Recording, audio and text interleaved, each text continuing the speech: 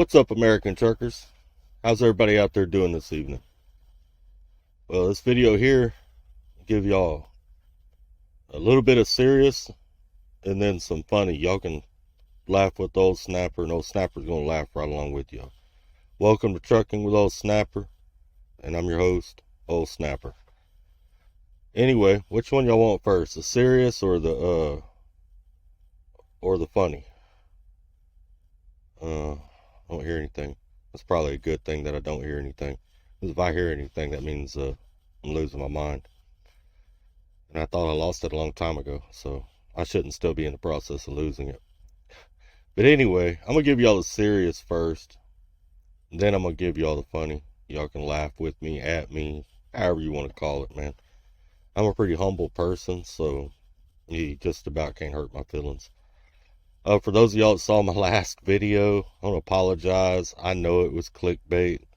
I kind of did it in a way because I was messing with Nevada Trucking Trails and James Best. I figured they would see the thumbnail and be like, well, what the hell did we do to Snapper? Because they ain't never done anything to me. So that's why I did that video like that. They're both good people. Man, there's no beef here between this channel and that channel. As y'all know, I suggested y'all check him out, man. Both really good channels. But anyway, I'm gonna give y'all the serious first. I was messing around on Facebook earlier today, and I got in a little bit of an argument. And I try not to argue with people. Before you argue with anyone, you have to take a few things into consideration. First and foremost is, am I open to an opposing opinion? Because if I myself am not open to an opposing opinion, then there's no point in having the argument. You know what I'm saying? Because then I'm going to be the arrogant one trying to force somebody else to see my way whenever I won't even take the time to understand where they're coming from. I hope y'all understand what I'm saying. The other thing you have to take into consideration is, does the other person have the mental intellect to understand what it is that you're saying? Because they have to be open to it as well. And if they're not open to it, well, then there's no point in having that conversation. You're not going to get anywhere with it. You'll just be wasting your time.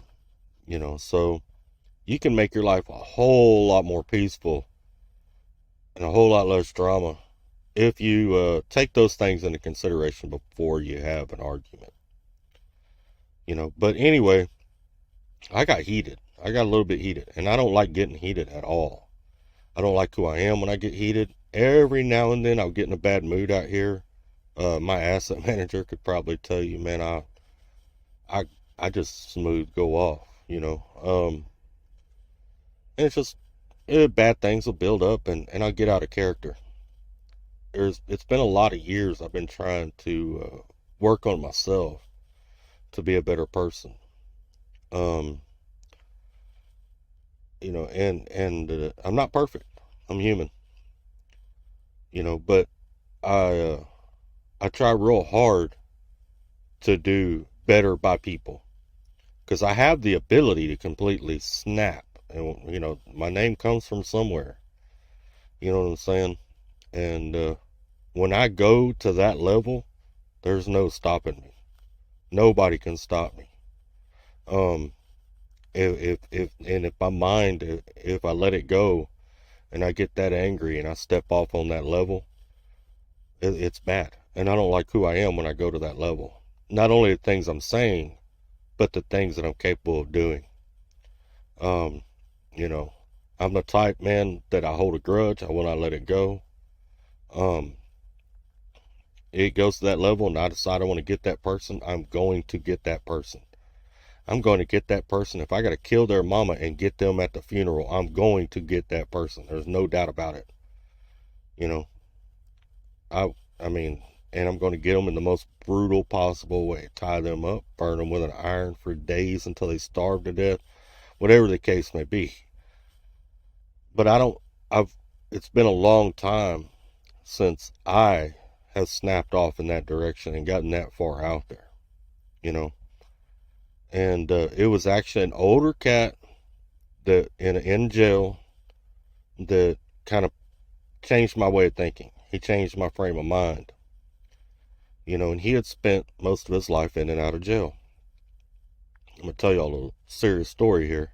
I'm going to pay attention.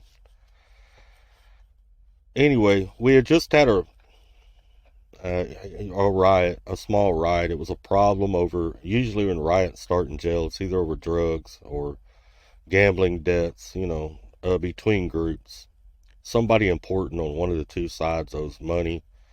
So, you know, you end up going at it, you know. That's prison politics. I'm not going to get into all the details behind any of that. Well, we had went at it. And if you're ever in jail, which I hope you're not, I hope you never do a day in jail. But if you're ever in jail and a riot pops off, if your people go, whether you have anything to do with it or not, you have to go too. You're going to have to fight also. And basically, whoever makes eye contact with you, that's who you go on. It'll pop off. You've got your back on the wall. You know, you're ready to go. Whoever makes eye contact with you, that's who you're going after. You know, and believe it or not, people in those situations, you know, there might be somebody in that group that doesn't like you, and they've already planned for if there's ever a problem, you're who they're coming after. Or you may not like it, one of them, and you've already planned that if there was a problem, that's who you're going after. That's kind of how that works. But anyway, riot popped off, man, and I was on it. I mean, I was on it. I was tearing it up, man. It was going really good. Well, of course, when it all goes down, you end up on lockdown, and the shot caller for the car I ran with, he stayed right next to me. So we're all on lockdown, and me and him are talking through the vent, back and forth, you know. And I kind of got my chest swelled out, you know. I'm proud or whatever, you know, the work I just put in, you know. And he tells me, he says, "Snapper." I was real young, really, really young, because I ain't been in trouble in years, way long time. He said, "Snapper," he said, "you've proven you can be violent, no doubt about it. You're an asset when it comes to being violent." He said, "but you're never going to go anywhere in life unless you learn how to play chess." I laid in my bed that night thinking about what he was saying. You know, because a lot of times old cats will speak in parables to you because they want you to come to the understanding on your own. If they just give you the answer, you ain't really learning anything. You know what I'm saying? So I'm laying in bed thinking about it. And I'm like, you know what? He's right. You know, if you're sitting down playing chess with somebody, I can grab him and I can force him, you know, knock the chess game off the table, whatever. I win in that moment. But I didn't win the game. You understand what I'm saying? And life is about chess, whether it's at work, social media, your relationship with your wife, your kids. It's all about chess. You know, every conversation, you know, conversations are math. If they don't add up, don't participate in them. You know, so the ones that succeed, the ones that go the farthest in life, are those who know how to play the game. All right. So the ones that know how to play the game, the ones that are good, they use this up here just as much as they use this right here. Or they may use this more than they use this right here. Those are the ones that progress further in life. So after that, I started reading Aristotle and Socrates and reading the Bible and do different things and working on myself. And all these years later, even still right now, I still work on myself daily. Not just physically. I do push-ups every day. I might pump out 50 push-ups, 123 burpees, and jump ropes in here. I do different things. Not just physically, but mentally as well. As drivers, I don't think, we kind of let ourselves go physically, I've noticed. I did when I first started driving. And one day looking in the mirror, I was like, oh no, I can't do this. So I started working on myself physically again, getting bulked back up. And I always take time every day to do a little bit of reading, trying to keep my mind in order, But you got to remember, unhealthy body, unhealthy mind. Unhealthy mind, unhealthy body. You're never going to have one healthy if the other one's not. Doesn't work that way. But anyway, I've done rambled on 11 minutes here, talking about basically what I could have said in 20 seconds, and that's stay in character. Don't argue with folks, even on here. If you go through some of my other videos, you'll see where people pop up. Sometimes they'll put stuff I don't agree with, or they'll call me out on something. I just heart it and go on. To be honest with you, 2 minutes later, I don't even remember what they said, because it doesn't affect me like that. In order for it to affect you, that person has to hold importance to you. Not saying viewers are not important. It's just different. It's a different kind of importance. But anyway, let's get on to laughing at Snapper, since I done bored y'all to death with that. I'm gonna tell y'all a few stories, some dumbass crap that I've done on the road over the years. I kind of want everybody to know I am human. I mean, yeah, I'm a trucker. I've been driving for years, but I've made mistakes. And some of you new guys coming to the industry might be making some mistakes. Maybe you feel like you can't do it, or you feel down on yourself, man. Don't do that, man. I'm telling you, I've done. You're watching the guy that once took out a fire hydrant, all right? In Carlston, New Jersey, on Route 1. I once took out a whole fire hydrant. You hear me? The whole thing, rolling in the road behind the trailer. I mean, up out of the ground, broke off pipe, whole 9 yards. It happens. We make mistakes. We're human. Now, you don't want to make too many, because that'll put you out of the industry. But, making mistakes is part of it. But I'm going to get into some funny stories here. Get y'all can laugh along with me. Now, I'm not the best comedian, and I'm not the best storyteller, so y'all just bear with me. But I appreciate all of y'all that stay loyal and watch the channel. Anyway, you see this window right here? One time I was parked up in Rawlins, Wyoming. I want to say this was 2009, 2010. One of y'all might remember, but one of those years we had a really bad winter. Really long winter, wet winter, a lot of snow. But anyway, on the outside of these windows, you got that little bit of a lip that's out there, right? On the outside. I had rolled the windows up and everything and gone to bed one night. I got up the next morning and I was in my boxers, and I got in the front seat, was going to smoke a cigarette and drink some tea, get myself woke up, try to get my mind working again. But anyway, as soon as I sat down in the seat and put a cigarette in my mouth, I realized it was really dark inside the cab. So I started looking around, like what's going on?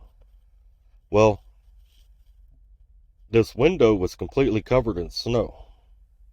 That one wasn't. This one was. I mean, it was stacked all the way up through the window. I panicked. I think that it's snowed in, that my door may be adrift or whatever. I'm snowed in. For whatever reason, I panic. So I grab a hold of the door handle.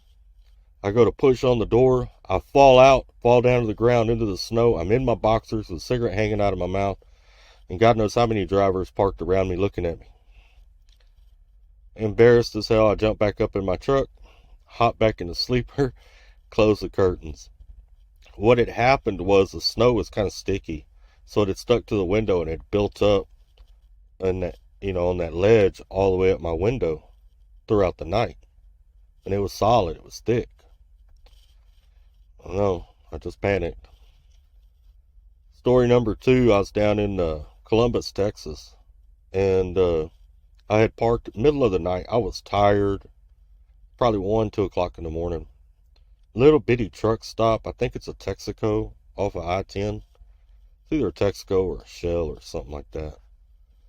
But anyway, I parked there, and I'm sitting up front, winding down, getting ready to go to bed. I think we were on paper logs back then, so I was doing paper logs, making sure I had all the information on there, closing my log out, getting my log for the next day filled out, getting it ready to go.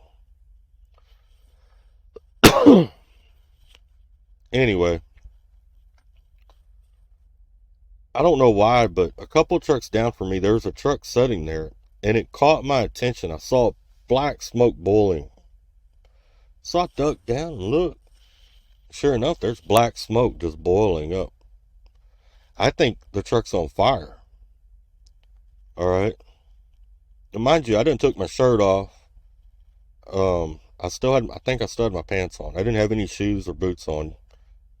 I was just in my socks. I jump out of my truck. I grab my fire extinguisher, and I take off running over there. Well, when I round the corner to right in the front of his truck, this guy is looking down at me, confused. I'm standing there with no shirt on, fire extinguisher in my hand, cigarette hanging out of my mouth, and no shoes on. He had these big stacks, I guess they're 6 or 9 inch stacks. I'm not really familiar with the different size stacks, but he had these big stacks, and they were cut short. So he was in a flat top, and it was just the black smoke boiling out of them stacks. He had just started up his truck, getting ready to start his day. And he never said anything. I didn't say anything. I realized how stupid I was in the moment. I ran back to my truck. I threw the fire extinguisher in the seat. I hopped back in the sleeper and closed the curtains and hoped that nobody's seen it. And I slept very late the next morning because I didn't want to hop up front and anybody be around that was around when that went down the night before. But yeah, that's Snapper doing some dumb shit 101 right there. Here's something else. When I was young, back in the day, and this would be something for you youngsters out there, man, y'all don't go to the movies anymore. Back in the old days, we loved to go to the movies, man. It was something we did every weekend. And gone to the movies, my sisters and stuff, I got, several sisters. And back then, I don't know if they still do this or not, but the movies would ask me when I got popcorn if I wanted any caramel on it. I'd always tell them no. And I remember having conversations with my sisters where I was like, who would put caramel on popcorn? That don't even sound good. That's nasty. I would talk smack on it, right? One day, I'm about 12 years old. I'm sitting on the couch, and I'm eating some Cracker Jacks. All right? One of my sisters walks in from school or whatever. She looks down at me. She says, I thought you didn't like caramel popcorn. Me not realizing what she's talking about, I get mad. Why are you coming out of left field with whether I like caramel popcorn or not? You already know I don't like caramel popcorn. It's the dumbest ever. Who would put caramel on popcorn? And she says, dude, you're eating caramel popcorn right now. I'm like, what? I flip the box over and I start reading the ingredients. I'm like, well, I guess I do like caramel popcorn. But for years before that, that's one of them blonde moments, I guess you could say. But yeah, I was 12 years old and I realized I did like caramel popcorn after talking trash about it for several years before that. I'll tell you a little story about a girl that used to ride with me, Jessica Gonzalez. I might send this to her later. Give her a little shout out. We're still friends today. But anyway, I had Jessica Gonzalez with me out on the road. And we were up in, I won't say Philadelphia, but we're delivering. I'd gotten in the night before, and we're delivering down in the hood. I mean, it is in the ghetto. The projects are right there. We're right in the middle of the ghetto. And before we got down there, I asked Jessica, if you need to go to the bathroom, you need to do anything, let me know now so that we can stop. That way when we get down there, we don't have to get out of the truck or anything until tomorrow morning when I walk across the street and check in. So to deliver this load, it was a live unload. Jessica says, no, I'm good. All right, good deal. Now, Jessica's a pretty girl, so I did not want to have to deal with what I was going to have to deal with, possibly walking around with her down there in that part of town. But anyway, we get down there, we get all settled in. I got the curtains closed up. Me and her are sitting up, watching TV, talking, right? And Jessica looks at me and she says, Snapper, I got to go to the bathroom. And I could already see the look on her face before she ever even said it. And I'm like, crap, man. All right. I told Jessica, I said, look, we're going to go to the bathroom. All right, we're going to walk down the street till we find somewhere to use the restroom. But before we do that, we're going to take our jewelry off. We're going to leave it in the truck. You know, I wear jewelry sometimes. Jessica wore a lot of jewelry as well. You know, we're going to leave that in the truck. And I said, you need to have your vibe right when we get out of the truck. It'll keep us from having a problem. And for you new drivers out there, this is actually a pretty good lesson for y'all. And she said, my vibe. I said, yes. When people approach you on the street, and those of you that have been locked up, you know what I'm talking about. When you walk up on somebody, when you pull up on somebody, you can tell if they're the type that are going to stand up for themselves. You know what I'm saying? You can tell. You can tell if they're the type that's not. It's in their body language. You know, you can feel it in their vibe. And so that's why I call it the vibe. But I told her, I said, you got to have your vibe right. You got to not appear arrogant, not appear overconfident, but you want to give off the vibe that you can and will take care of yourself if need be. And she sits there for a minute. She's thinking. And she's like, all right, I got it. You know, we're good. Come on. I said, all right. So I climb out of the truck. I come around the truck, and Jessica's standing there waiting on me to get over there. She climbed out the passenger side. And when I walk up on her, this is the face she's making.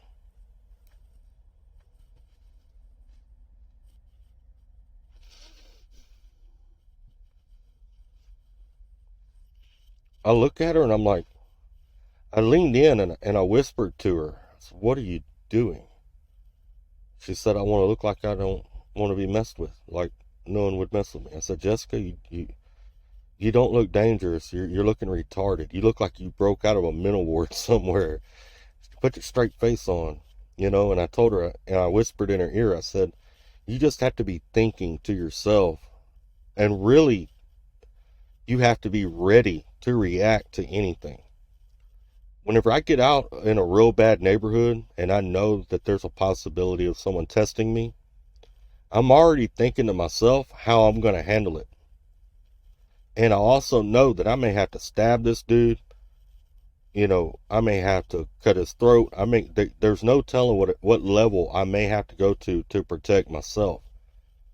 And by getting out in that neighborhood, I've already accepted that I may have to do that. And in my mind, I'm already on that level. So that's the vibe I'm giving off. And people don't mess with me. And man, I've been out here. I've walked through Compton, you know, going to taco trucks, the Bronx, Brooklyn, Philadelphia.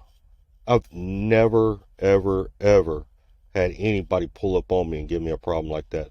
Other than one time in Indiana, and I'll tell that story here in a minute. So me and Jessica take off. She's got a straight face. I tell her, just keep thinking that you will stand up for yourself. That vibe will kick in. So we don't have any problems. We find a little store with a bathroom. I buy something. She goes and uses the restroom. She comes out. We're headed back to the truck. On the way back to the truck, I'm not paying as much attention to her because I figure she's got her mind right.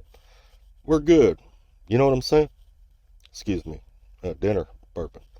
I'm thinking we're good, right? No. I all of a sudden I notice I don't hear her footsteps because she was a couple feet behind me. She's looking at the spray painting on the wall, and I'm not paying no attention to it. I'm just going back to the truck.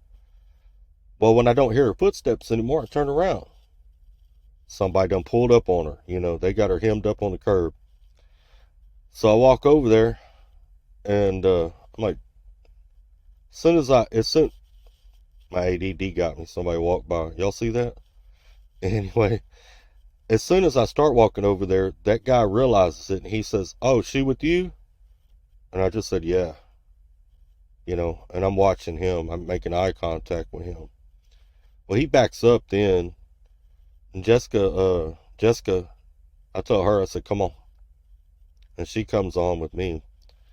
Anyway, we get back to the truck, and I'm like, "What were you doing?" She said, "Well, I was looking at the pretty artwork on the wall." I said, "That's not artwork, number one. That's gang communication between these different cliques around here, first of all." And I said, "What about the guy?" She said, "I don't know. He seemed nice. He walked up on me and started talking to me." I said, "Look, in the hood, and y'all can take this however you want to take this, but in the hood, people don't generally walk up on people they don't know friendly like. This ain't 90210. You know what I'm saying? They want something. Always. They're already scheming. Them people hit the streets scheming. A lot of them don't have nothing. They're hustling. So be it ass, be it money, be it whatever, they're rolling up on you for a reason. I guarantee it. Remember that, and that'll go a long way. Let me get into this story. I've told this story before, but I'm going to tell it again. I ended up getting robbed at the Flyin J in Indianapolis, Indiana. Totally my fault, not paying attention. I went inside, pulled some money out of the ATM, not paying attention to who was watching me. Walked back out to the truck.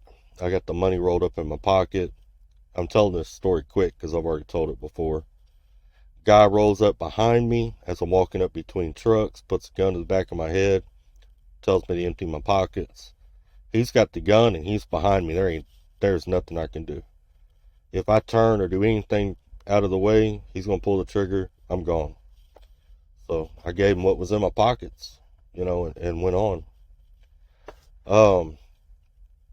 Let me think. I've done all kinds of dumb stuff out here over the years. Oh, this one's pretty stupid. I picked up a load down in Laredo one time. And back then I was working for Stevens Transport. And when you pick up a load on the yard, you have to stop by this little office building down the street and get your paperwork. In a hurry, not thinking, I take off with the trailer. I get all the way up to the exit 39 on 35, rolling north, when it dawns on me that I don't have the paperwork. I had to turn around and drive the 30 or 40 minutes back to Laredo to go get the paperwork. So look, drivers, we all make mistakes. Things happen. You want to try to not make a habit of it. You want to do the best you can. But remember that nobody's perfect. We are all family out here. Let's try to stick up for one another, stand up for one another. Something I was going to say too to what I was talking about in the beginning of this video.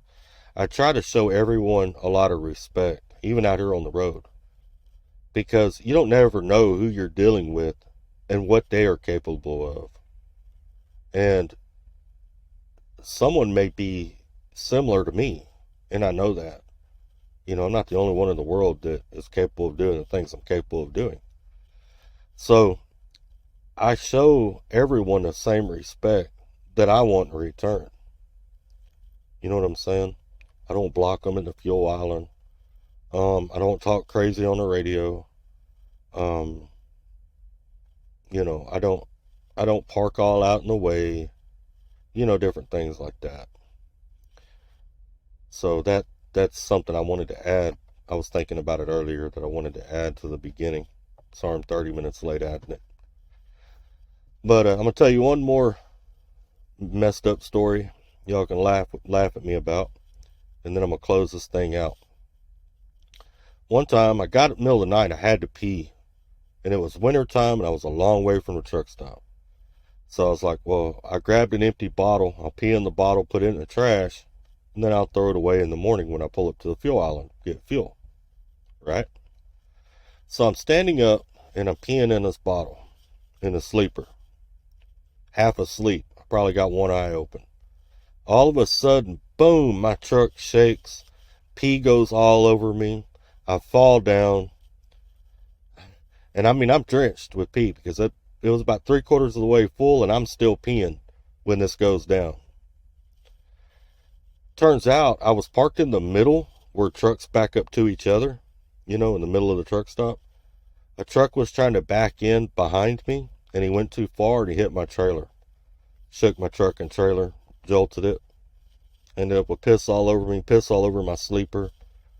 Yeah, just a really bad night. That was a rough night. I think I was in Albuquerque, New Mexico, whenever that happened. But anyway, I'm going to close this out. That's enough laughing at me for one night. Y'all stay safe. Be kind to one another. Think about what I said in the beginning of this video. If you're new to the channel, please like and subscribe. Pass the video along to somebody if you think it might help them. If you know another driver, you know, introduce them to my channel. I'd really appreciate it. But remember, we are all family. We may be dysfunctional, but we are all family. Let's keep trucking.